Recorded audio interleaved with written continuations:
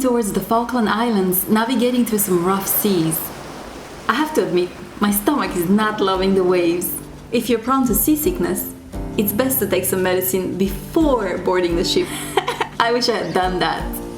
It will take us 2 days to sail from South Georgia to the Falklands, and we will be crossing the Antarctic Convergence. The Antarctic Convergence is a zone encircling Antarctica where the freezing waters of the Southern Ocean meet the warmer waters of the Atlantic Ocean, and the two mix together. This zone is a natural boundary between two areas with a distinctive marine life and climate. We will know that we have crossed the convergence by the sudden change of water temperature.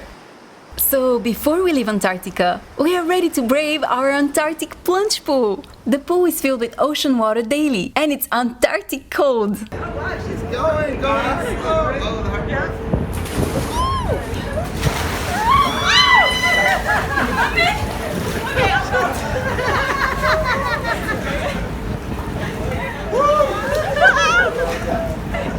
There's ice cold water in here! One more time all together.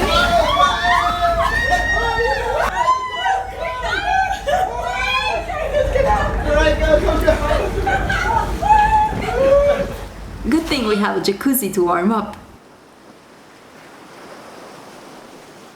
In the afternoon, we spot our first albatross. Sailors have been fascinated with these birds for centuries, and I can see why.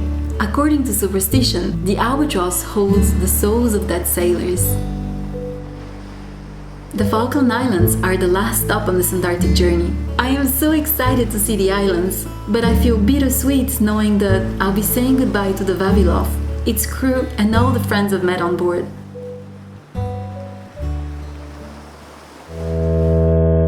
There is a lot of controversy over the Falklands' discovery and colonization. At various times, the islands have had French, British, Spanish and Argentine settlements. The Falklands are currently a British overseas territory, but there is an ongoing dispute between Argentina and the United Kingdom. The Falkland Islands are rocky, rugged and hilly. It's a cool climate with strong, persistent winds all year round. It rains here a lot.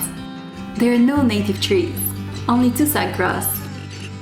There are some paved roads, but not a single traffic light on the island. The Falkland Islands are home to less than 4,000 people. They're also home to 230 species of birds and the largest population of black-browed albatrosses in the world. Over 700,000 pairs of black-browed albatrosses come here to nest. Our first stop is West Point Island. This small island used to be called Albatross Island for a reason. We go up the hill, then down some strenuous path all the way to the cliffs. Here we cross the tall tussock grass.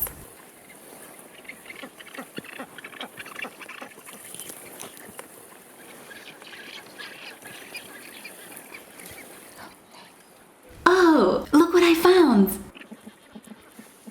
A rockhopper penguin and his family. I don't want to scare him, so I don't dare go any closer. But can you see his red eyes? Aren't they amazing?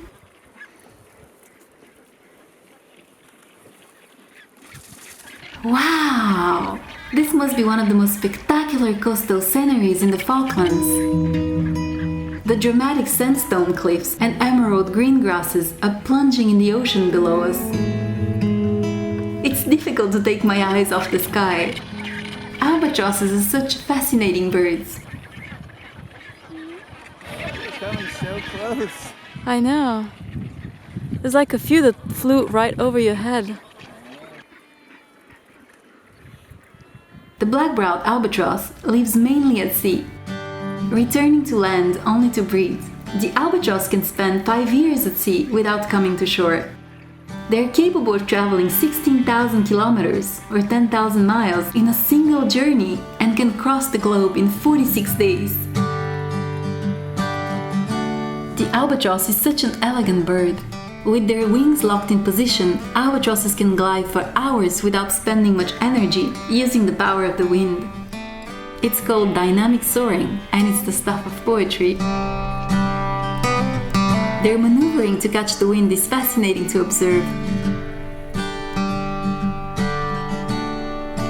The albatross plucks fish near the surface of the water, but it can dive down to 5 meters. Like the southern giant petrels, albatrosses have the ability to create oil in their stomachs. They can spit out at attackers or use as a source of nutrients during a long flight.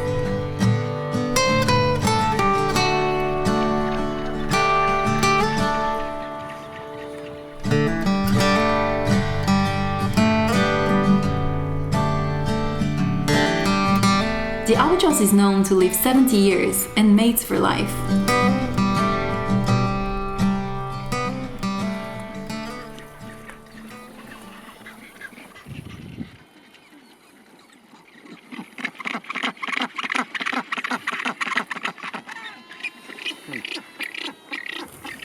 The albatrosses are nesting on the cliffs, sharing the space with rockhopper penguins. How in the world do the rockhoppers get all the way here and back from the beach every time they want to jump in the ocean to feed? There has to be a reason to what seems like pure madness to me. I searched the internet but found no answers.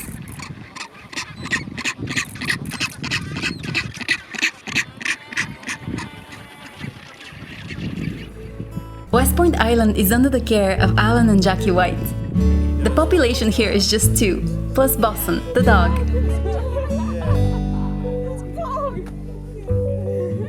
The family invites us to their house and garden. Jackie has prepared countless cookies and cakes for us to try. She offers us a cup of tea. This is seriously the best cup of tea I've had in my life. Thank you, Jackie and Alan, for the warm welcome. The island, although tiny, is breathtaking and there's so much to see. Lots of birds and geese live here.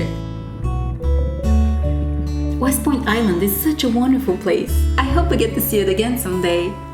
If I never make it back here, I know for sure the memory of the island will live in my heart forever.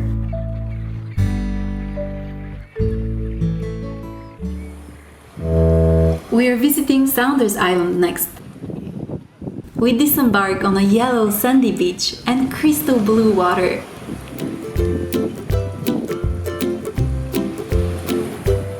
We are welcomed by curious Gentoo and Magellanic penguins.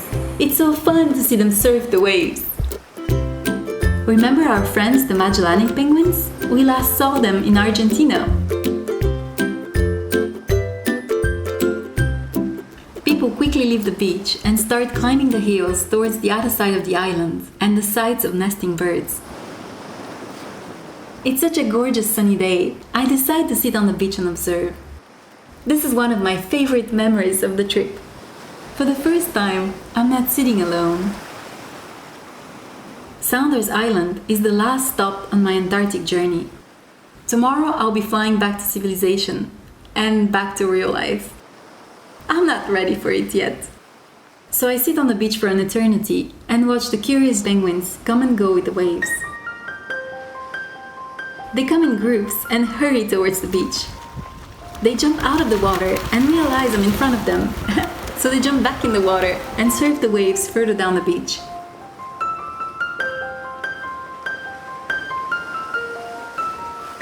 I sit on the beach for a while and absorb the sun rays. Finally, I decide to move on and explore around. In its middle, Saunders Island looks like an arid desert. There's a Gentoo colony with little chicks. I walk some more to the other side of the island. There's some green grass here and some vegetation. We find the skeleton of a whale. I wonder how it got here. The island has also sheep, a sure sign we're approaching civilization. The sheep belong to the family who owns the island and runs a small farming operation. I hear there is also a hut people can rent on Airbnb. The family picks you up in the Falklands by boat and leaves you here to enjoy the island. How cool is that? Must be the best Airbnb experience ever. This could be the view you see every morning when you wake up. Not bad, hey? The weather is gorgeous today. The water looks inviting, but it's Arctic cold, so no swimming. The whole island is crowded with birds. The dramatic sweeping shorelines are a nesting ground for black-browed albatrosses and imperial shags, also called blue-eyed cormorants.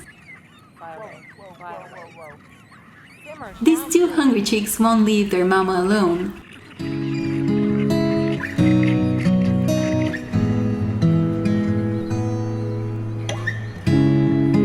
Our rockhopper friends are also here. Their chicks are plump and super cute. This chick got schooled because it was about to walk on unhatched eggs. I wonder what's going on with this little hopper. Is this yoga? A meditation? Rockhoppers seem to stay hypnotized forever with their wings in the air. They have such a look going on, with their red eyes, orange beak, yellow eyebrows, funny haircuts, and pink feet. We spot a trident caracara and two king penguins. Those two are just sitting on the beach, looking at the waves. I know how that feels like. I hate to say it, but this is it. These are the last images I carry in my memory from the extraordinary journey to Antarctica. I don't know if words can explain the joy I felt being at the bottom of the earth, my excitement to travel to places not many have seen, the thrill of the adventure, being surrounded by so many interesting animals, and seeing some of the most isolated landscapes on our planet. Going to Antarctica was a trip of a lifetime for me, and a dream for many years. Thank you, universe, for making it happen, and thank you for coming along. Some journeys are made for sharing, so thanks for sharing my dream with me along the way. I hope it was interesting for you to see fragments of this adventure, and hopefully feel a part of it too. I'm not sure how to say goodbye, so I will say hasta pronto, see you soon for another exciting destination.